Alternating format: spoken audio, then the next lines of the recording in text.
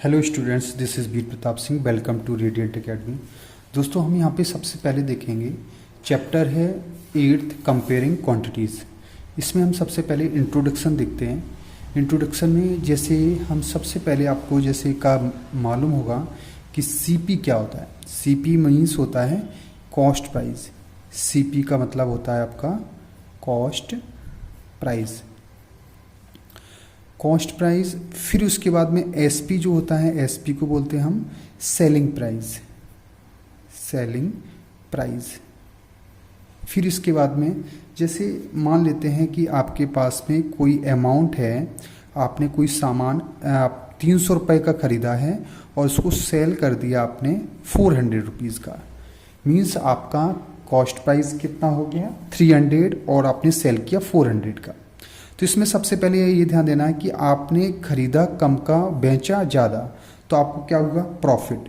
Means हम कह सकते हैं कि इसमें हमारा 100 रुपीज़ का क्या हुआ प्रॉफिट हुआ।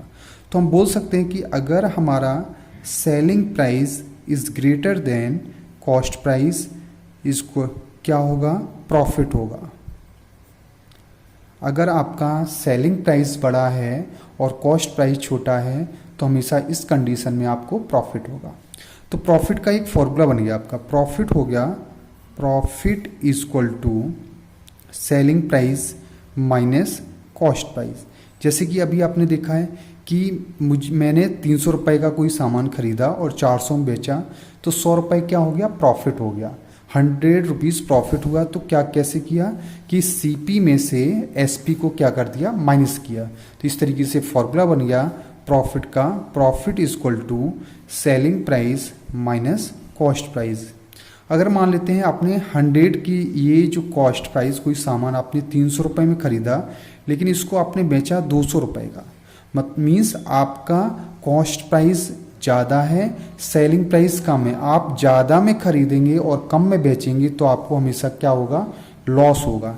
इस कंडीशन में आपका लॉस होगा। मीन्स हम बोल सकते हैं कि अगर आपका जो सेलिंग प्राइस है वो छोटा होगा और कॉस्ट प्राइस क्या होगा ज़्यादा होगा, तो ऐसी कंडीशन में आपको हमेशा क्या होगा लॉस होगा।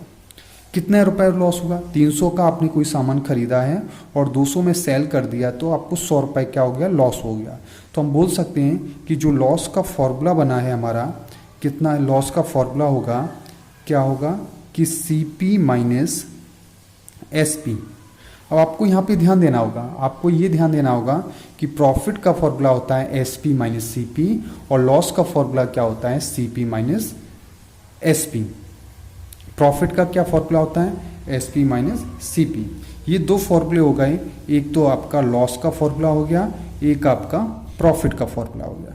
आपको ये ध्यान देना होगा अगर एसपी बड़ा है और सीपी छोटा है तो इस कंडीशन में हमेशा क्या होगा आपका प्रॉफिट होगा। अगर एसपी छोटा है और सीपी बड़ा है इस कंडीशन में हमेशा आपको लॉस होगा। इसी तरीके से आपका प्रॉफिट परसेंटेज का फॉर्मूला होता है प्रॉफिट परसेंटेज। मान लो आपको प्रॉफिट परसेंटेज निकालना है तो इस कंडीशन में एक फॉर्मूला होता है आपका प्रॉफिट अपॉन सीपी इंटू 100। ये फॉर्मूला होता है आपका प्रॉफिट परसेंटेज का।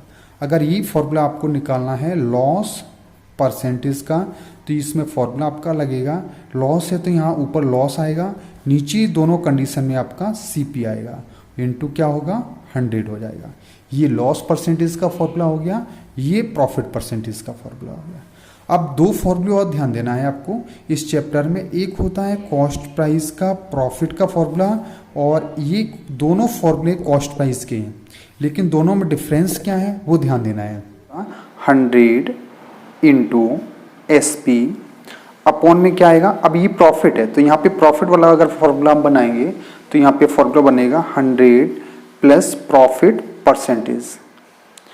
ये सीपी का एक फॉर्मूला है और सीपी का एक फॉर्मूला और होगा, ये फॉर्मूला होगा आपका 100 मल्टीप्लाई एस पी अपॉन में आएगा 100 माइनस लॉस परसेंटेज।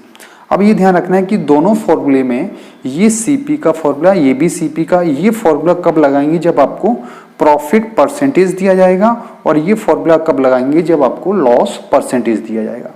इसी तरीके से दोस्तों हमारे पास में दो फॉर्मूले और होंगे, एक होगा एसपी का और ये भी क्या होगा एसपी का। ये फॉर्मूला होगा प्रॉफिट परसेंटेज गिवन होगा तब यूज करेंगे, और ये वाला फॉर्मूला लॉस परसेंटेज होगा।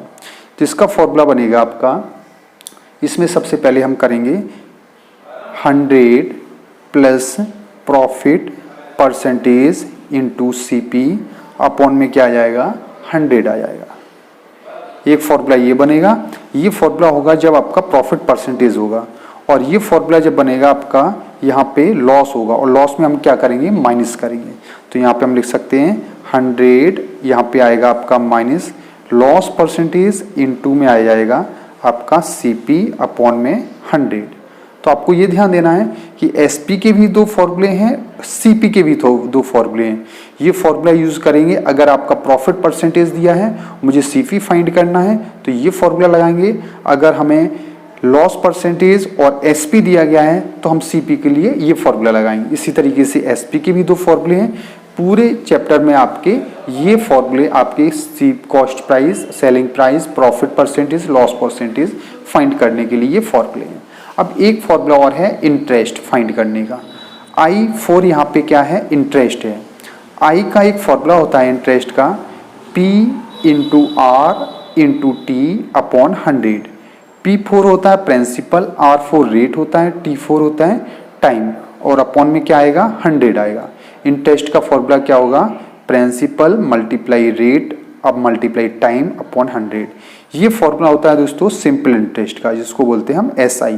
एक होता है कंपाउंड इंटरेस्ट जिसको CI बोलते हैं, वो आपके सिलेबस में नहीं है। जब आप 8th क्लास में आएंगे तब हम आपको कंपाउंड इंटरेस्ट के बारे में भी डिटेल में बात करेंगे। तो यहाँ पे स्टूडेंट्स आपको ये सारे फॉर्मूले आपको नोट डाउन कर लेने हैं, और इन फॉर्मूलों को आपको अपनी स्टडी टेबल पे लगा लेने हैं। उसके बाद में ये पूरा चैप्टर आपको बड़ा आसानी से समझ में आने वाला है।